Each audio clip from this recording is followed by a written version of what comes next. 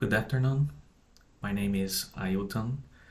I am currently working with Professor Eliana Martins Lima as a postdoc at Pharmatech.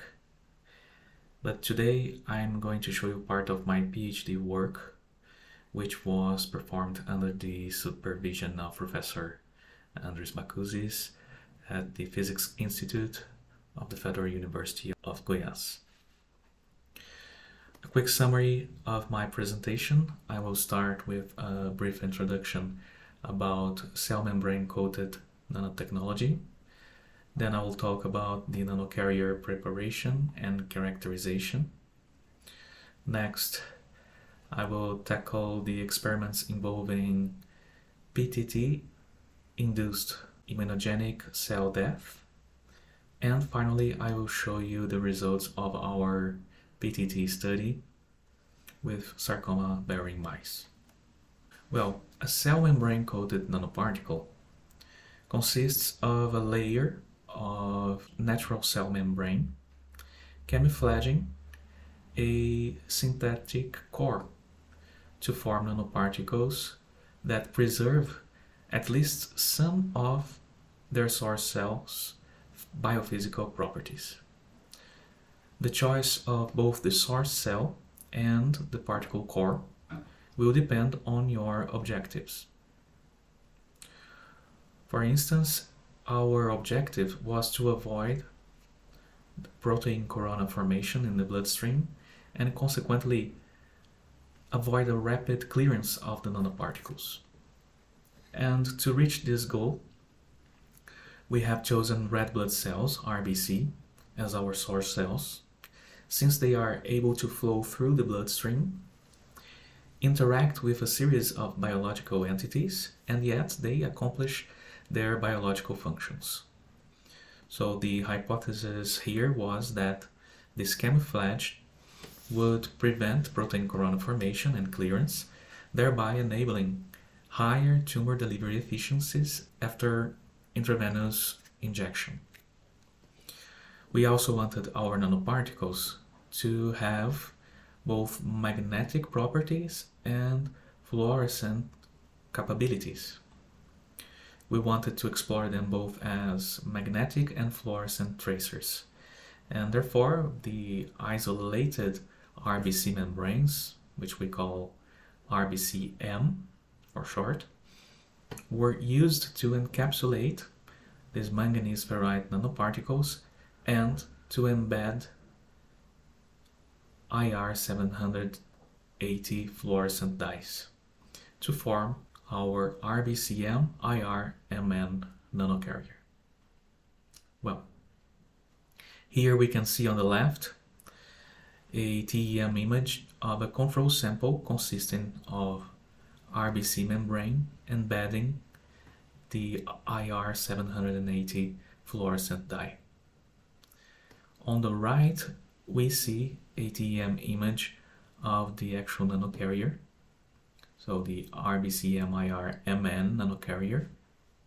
We can see that the RBC membrane encloses magnetic nanoparticles, but also serve as a scaffold for interacting manganese ferrite nanoparticles. So they are both inside the nanocarrier structure, enclosed by it, and also attached to the surface.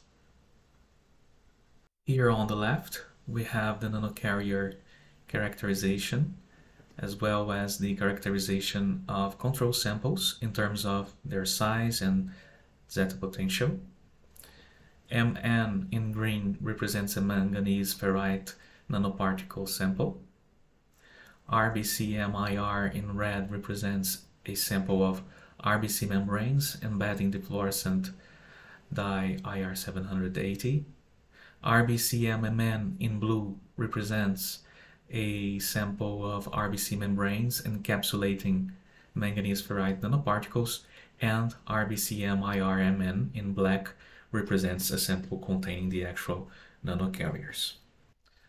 Although there are some differences between the mean diameters of nanoparticles in the different samples, we can see that there is actually no statistically significant difference between them. So we can expect the nanocarrier diameter to be in between 100 and 200 nanometers. RBCM-IR probably showed a greater diameter because during the preparation process, these samples underwent less extrusion cycles than the samples containing both RBC membranes and magnetic nanoparticles, as to avoid more significant loss of the fluorescent cargo here. Regarding their zeta potential, they are all within the range of -20 to -30 millivolts, so we can expect them to be somewhat stable when dispersed in water.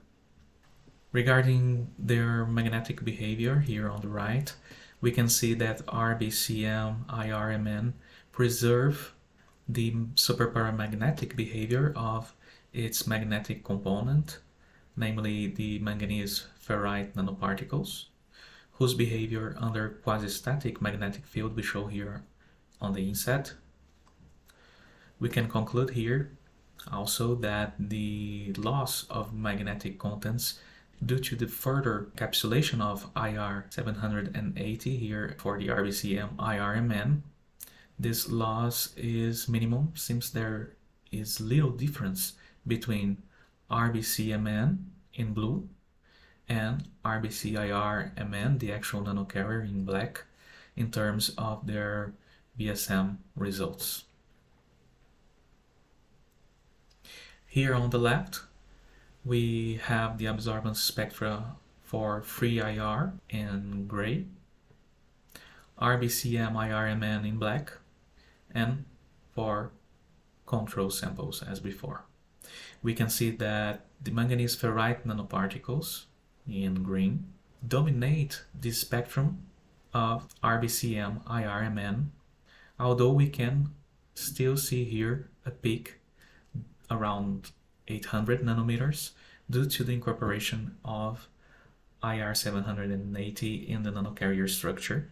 This red shift compared to the free IR spectrum is due to a loss of the molecule vibration modes compared to the free molecule when it is encapsulated in the nanocarrier structure. This is actually evidence of the incorporation of the fluorescent dye in the nanocarrier structure. Here on the right, we have the fluorescence spectra for RBCM IRMN, but also for RBCM IR and RBCMN.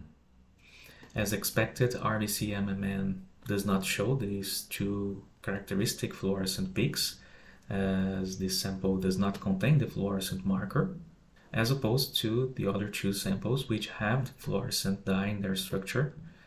The fluorescence intensity of RBCM-IRMN is lower than that for RBCM-IR, probably as a result of quenching due to the presence of magnetic nanoparticles in the structure of the complete nanocarrier. Here we see the temperature profiles for RBCMN and RBCM-IRMN samples under PTT in vitro. We see that they both can reach ablative temperatures as opposed to RBCM-IR samples, which undergo photobleaching and therefore cannot maintain a given ablative temperature for long time frames. Here we conclude that manganese ferrite nanoparticles confer both photothermal conversion and photostability properties to the nanocarrier, as we can see here on the inset, where 3 consecutive cycles of heating up to hyperthermia temperatures followed by cooling are performed. And we can see that no stability occurs, which make them great candidates for PTT. Moreover, here on the right, we show the photothermal conversion efficiencies, PCE, of manganese ferrite nanoparticles, RBCM-MN and RBCM-IR-MN nanocarriers.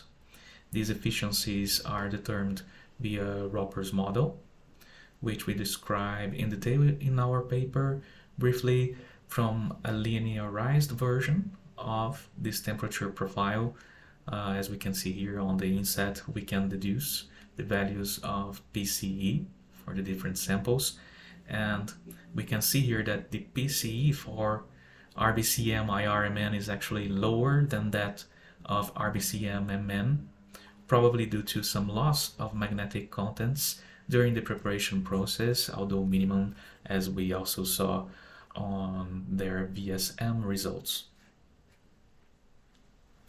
Here we describe the experimental setup used to evaluate whether PTT was inducing immunogenic cell death ICD.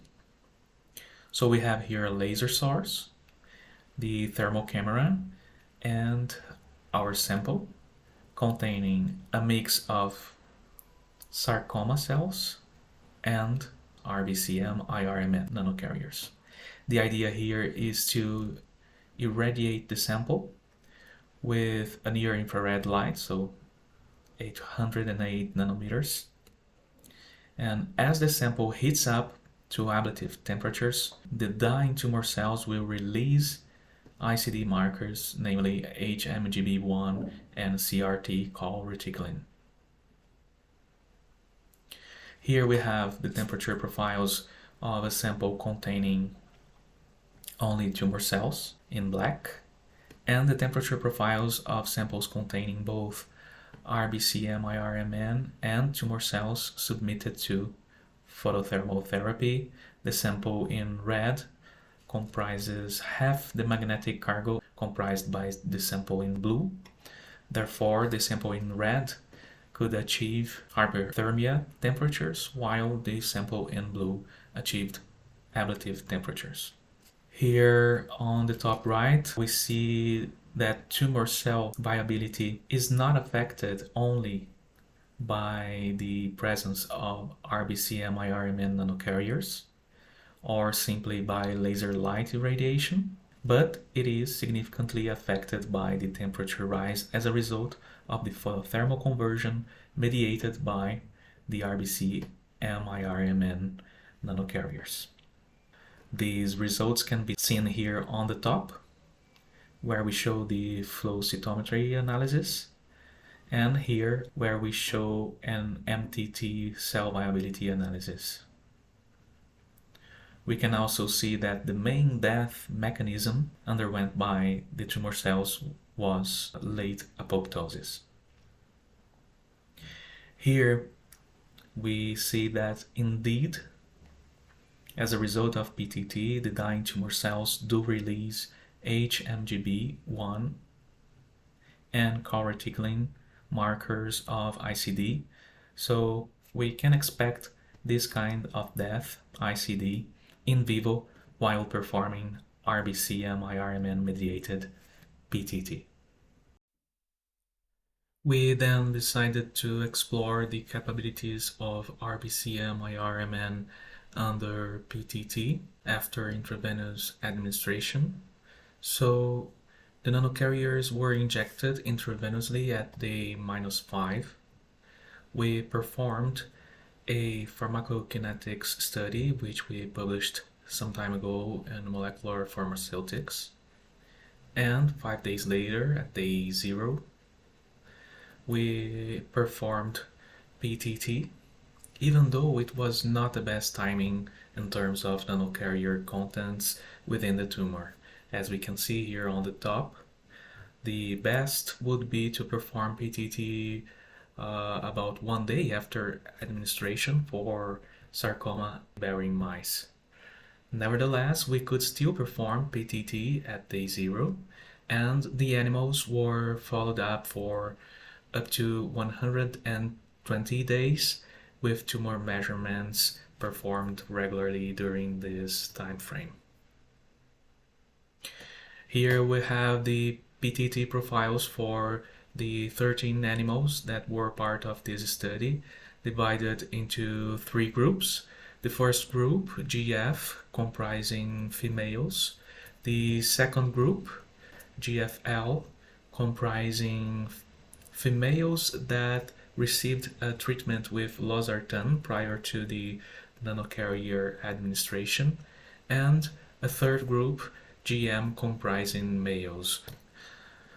Although there are some differences between the individual PTT profiles, we can see that the thermal dose, calculated in terms of cumulative equivalent minutes at 50 degrees Celsius, CEM 50, it was approximately the same between groups. Our reference treatment temperature was 55 degrees Celsius. And as we can see, since these treatments were performed 5 days after administration, even setting the laser at its maximum power, this reference temperature could not be achieved for most of the animals, although we could still achieve ablative temperatures for all of them. Here we have the tumor evolution for all but one animal, GMSM, for which we had tumor recurrence. Animal GFSM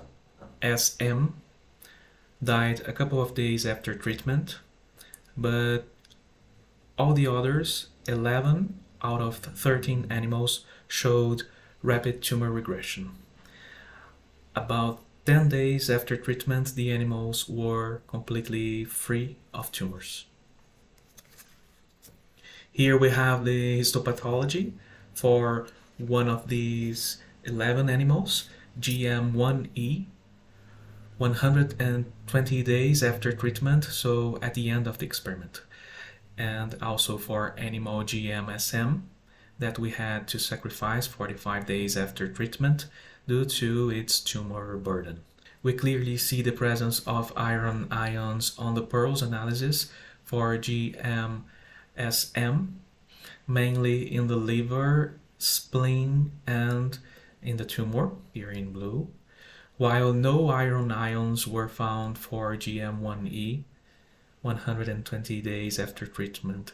So this is evidence of complete biodegradation of the nanoparticles, and we believe that both manganese and iron ions may also have contributed to tumor regression, as there are reports in the literature of the activation of immune cells due to the presence of these inorganic ions in the tumor. Finally, here we have the survival curve showing a survival rate of 85% for treated animals. We believe that tumor regression for these animals is related to the activation of immune responses due to the induction of immunogenic tumor cell death. Since the PTT is focused at one point of the tumor, we believe that these immune responses are very important here, even for the treatment of what would be the primary tumor. Our goal now is to explore this immune system activation to trigger the abscopal effect and treat metastasis, as we did here in this preliminary experiment, where we treated only the primary tumor, but both the primary and the secondary tumors were completely gone 45 days after treatment. As conclusions, we were able to prepare multifunctional nanocarriers with both biomimetic and fluorescent and magnetic properties. These nanocarriers could successfully mediate PTT, inducing immunogenic tumor cell death. And in vivo, we observed complete regression for almost all animals and a high survival rate. We thank the supporters of our research, especially the funding agencies, and I invite you to contact me and to subscribe to my YouTube channel, Tomando Ciência, where I talk about physics, math, and science in general. Thank you all.